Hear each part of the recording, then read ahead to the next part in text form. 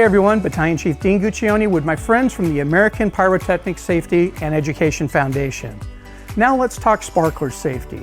Sparklers burn very hot, over 1800 degrees. Children should never hold sparklers. Instead, a responsible adult should use them while children watch.